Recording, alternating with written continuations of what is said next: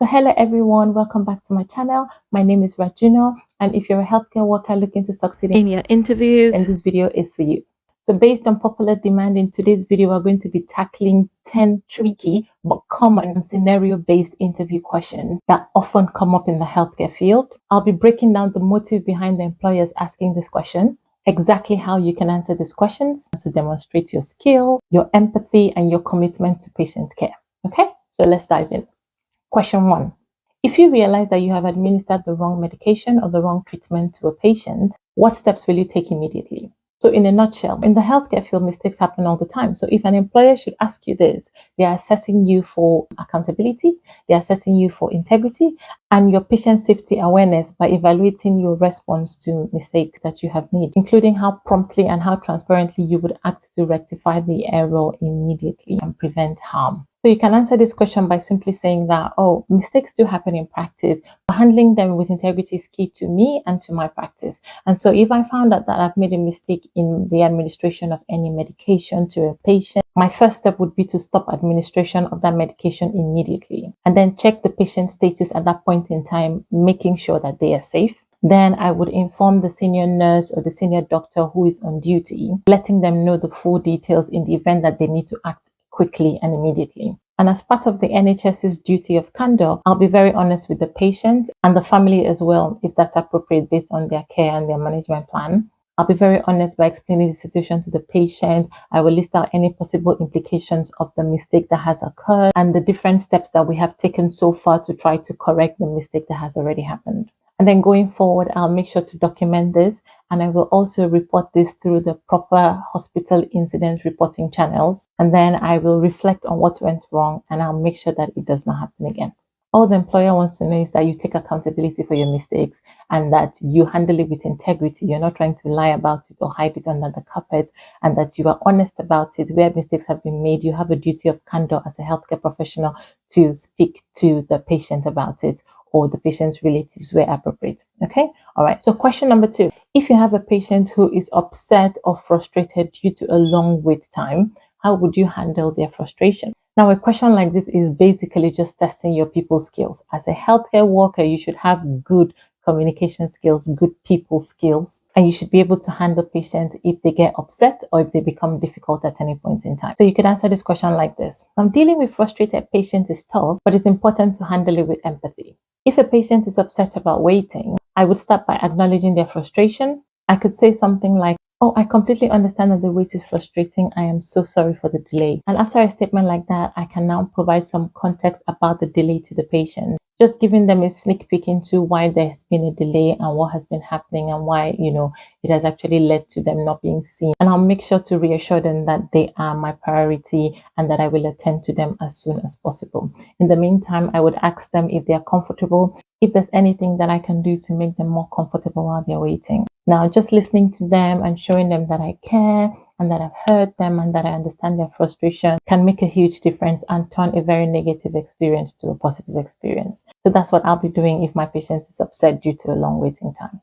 So like I said, you just want to check if you've got good communication skills and if you can handle difficult situations like that and how you will handle it. So you can answer it in that way. So number 3, if you receive constructive criticism from your supervisor regarding your patient care approach, how would you respond? Now, if they should ask you this at an interview, what they are basically seeking to identify is how you will handle feedback, especially negative feedback in practice. Because negative feedback is almost inevitable as a healthcare worker. There will be some time where you mess up. There'll come a time where you do something you're not supposed to do, or you mistakenly do something, and you're definitely going to get feedback. And sometimes it's not very pleasant. So they want to know, how would you handle negative feedback when you get it? Okay, so you can answer in this way. When it comes to constructive criticism, I know that the key is to approach it with a very open mind. I like to work with my managers believing that they have my best interest and the best interest of the patient at heart. So they will not just bring any feedback or complaint to me if it was not important or in the interest of the overall well-being of our patients. So if a supervisor or a clinical lead should share feedback with me, I would thank them for it and I will view it as an opportunity to grow. I would ask for specific examples so that I can fully understand the context of the situation and I can fully understand how to learn and to grow from this. I also ask them for any tips that they might have for me to improve. And then going on from that, I will put their advice to action. And if appropriate, I will check back with them, later in weeks to come to show them that I am actually committed to developing my skills and that I have taken their feedback on board and that I am incorporating it in my practice. Constructive feedback is a chance for me to build stronger relationships with my supervisors, with my managers, and it's an opportunity that I'm very happy to leverage upon at any point in time. Now, number 4, if you notice that your colleagues has not washed their hands in between patients, what would you do?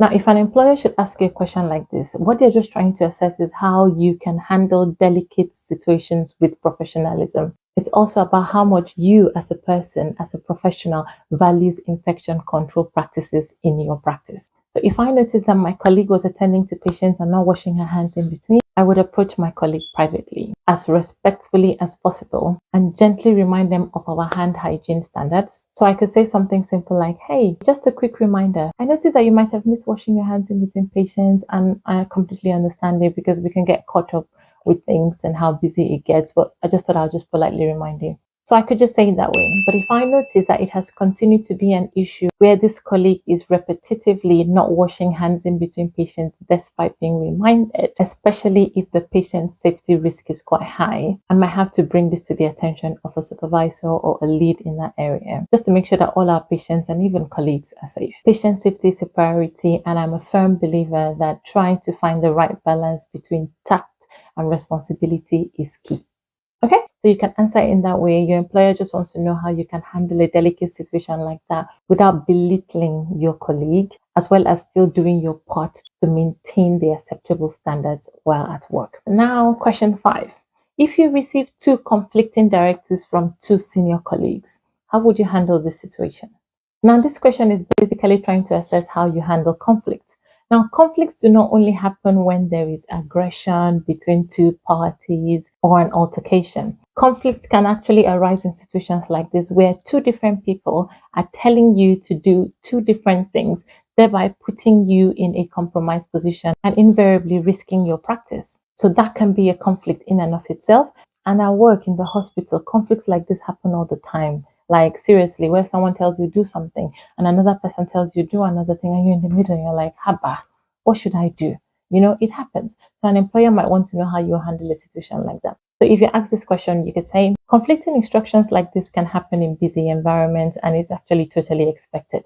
So what I would do is I would approach the situation by clarifying each expectation with each colleague. I would politely ask for a little bit of more context from both of them and inform them of the conflicting tasks that I have been told to do, where one person's instruction is different from the other person's instruction, so that they can just provide me with a little bit more clarity and probably discuss it amongst themselves. If they don't come to an agreement, then I would use my own professional judgment to decide which task is of highest priority and which task that I can legitimately defend if any issues were to arise. And I will also involve a senior supervisor where appropriate. And the idea of me taking this approach is to show each of the senior colleagues that I respect their inputs, but that I'm also focused on patient-centered care and doing whatever is best for my patients at any point in time. So we're midway through the video, and this is a polite reminder that if you've gained any value from my videos and you love to see more content like this, then this is the perfect time to like and to subscribe to my channel, as it motivates me to keep making content like this. Okay, so back to the video. Now, question 6. During a busy shift, if you notice that a patient is deteriorating, but you've got other tasks to complete, how would you handle the situation? Now, if an employer should ask you a question like this, they're basically just trying to assess your prioritization skills. Like as a healthcare worker, what takes precedence over what at any point in time? You have to have professional judgment enough to know what is priority per time. It changes. Priorities will change at any given point in time. So it is your job, your responsibility to be able to figure out what comes before what in any given situation. Okay? So in answer to a question like this, you could approach it this way. In healthcare, patients always come first. And so if I notice that a patient is deteriorating, then that patient takes priority and that patient comes first. I would immediately alert the relevant medical team or the supervisor to get the patient the urgent care that they need. Once the patient is safe and stabilized, only then will I return to my other tasks that I was completing. If I'm behind, I'll make sure to update my colleagues so that everything else is covered. Okay. So you can give a simple short answer like that that reflects quick response. It also reflects good open communication in a high pressure situation. Okay, All right, so number 7. If a colleague is feeling overwhelmed and is making mistakes, how would you support them while ensuring patient safety? So if an employer should ask you a question like this, what they are basically looking for is trying to assess your team working skills. They want to see how you can handle a delicate situation like this with empathy, with compassion, while still maintaining that commitment to patient safety and patient care. So to answer, you can say it this way. If I noticed that my colleague was struggling at work, I would quickly offer my help, either by taking a few tasks off their plates and doing them, or by actually just providing some form of encouragement that they might need at that point in time. Where possible, I will suggest to them that if they really do feel overwhelmed, they should take a short break to collect themselves, or, just basically me offering a listening ear to them at that point in time. If the errors that my colleague is making then are really significant or could impact patient safety, then I will gently advise them to notify a supervisor or suggest other ways to them that they can get extra help. And I would approach this situation like this because I do know that offering support with compassion can make all the difference to a colleague who is struggling. Okay. All right. So number 8. If you're working in a clinic and a patient who was very calm suddenly becomes very distressed and agitated, how would you manage the situation? Now, if an employer should ask you a question like this, what they simply want to assess is your de-escalation skills. They want to check your adaptability under pressure, and they also want to assess your ability to manage unexpected patient behavior. And that's because patient's behavior, if you've worked in any hospital, you know that a patient's behavior can go from 0 to 100 just like that. It changes all the time. So you cannot call yourself a healthcare worker and you do not anticipate a situation like that. So what the employer wants to know is, how would you manage that situation? What steps would you take if your patient went from 0 to 100 unexpectedly? So you can answer the question this way. When a patient becomes distressed, the first thing that I would do is to remain calm and approach the patient in a very non-confrontational manner. I would ask the patient if there's something specific that is bothering them and if there's anything that I can do to help. Sometimes the patients are simply just anxious or in pain. So just offering patience and reassurance can help to quickly de-escalate the situation more often than not. If they continue to be distressed and I feel by my assessment of the situation that it is beyond my capacity to help, then I will call for additional support to ensure the patient's well-being. Now, patient distress, it might be temporary sometimes and sometimes it might be prolonged. But in any case, I do find that in my practice, just staying very calm and compassionate can make a huge difference to that patient and de-escalate the situation. So you can answer in that way. All right. All right. So let's move to number 9. Now, number 9. If you're in the middle of assisting a patient and a colleague asks for your help for an urgent task, how would you manage the situation? So again, this is the kind of question that an employer can ask to test your time management skills and your prioritization skills at any given point in time. So you can answer it this way. Now, if I'm assisting a patient and a colleague calls for my help urgently, my first thought will be the well-being of the patient that I am currently assisting. I would make sure my patient is comfortable and then I'll reassure them that I will be right back, but I need to step away briefly to attend to an urgent task with my colleague. Alternatively, if I'm able to, I would quickly evaluate the urgency of my colleague's task. If they need immediate help and it is a critical issue, then I'll quickly inform my patient that I have to step away for a moment and probably inform another colleague to keep an eye on them if possible. But if I cannot step away, depending on the condition of my patient, I'll let my colleague know that I'll be there as soon as I am free. But if it's not a very critical issue and I'm unable to really step away at that point in time, then I will let my colleague know that I will be with them as soon as I am free and I'm done helping my patient. This way, my aim would be to make sure that both my patient and my colleague feel valued and supported. Now, question 10.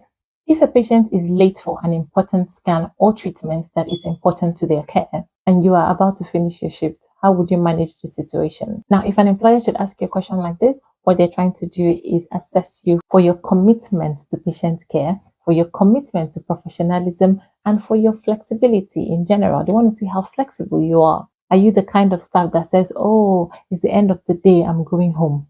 Or you're the kind of staff that says, whoa, this patient situation might be really important. I need to see them before I actually go home. Are you the kind of staff who is able to prioritize your patient's needs, especially in time-sensitive situations, even when it requires that you have to adjust your schedule or you have to be late in going home or you have to miss the bus? So if you ask a question like this, you could answer it this way. If a patient arrives late and it is critical for their care for them to be seen, I will first check to see if I have the ability to stay a little bit longer to assist with their treatment. Now, if that's not possible and I'm operating a shift system where someone else is taking over from me, then I will ensure that I have a very smooth handover with my colleague, fully updating them of the patient's needs so that they are aware of the importance of the scan or the treatment. Now, if I'm not working in a shift system or there's just no one to hand over to, and that patient's scan or treatment is time sensitive, I would prioritize the patient's care by staying beyond my shift to complete the necessary procedure. I'd go a step further to inform my supervisor or any on-call staff to inform them of the situation, just to ensure that they are aware of the delay in case there's any other additional support that can be arranged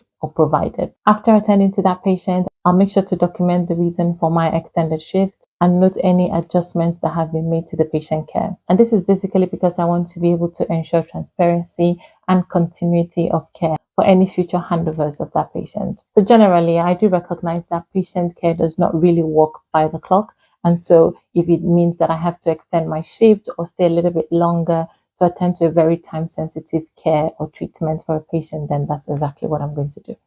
So that's it. If you're able to demonstrate to your employer that you are willing to be flexible, you're not a very rigid staff, that's very helpful. That's a proper plus for you. So you want to be able to communicate that in your answer. Okay. All right.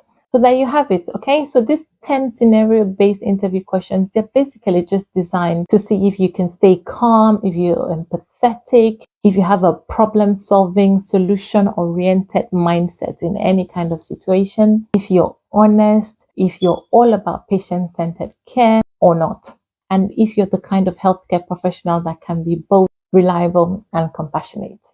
Okay. So if you found any of these answers helpful, then imagine having an entire toolkit at your fingertips.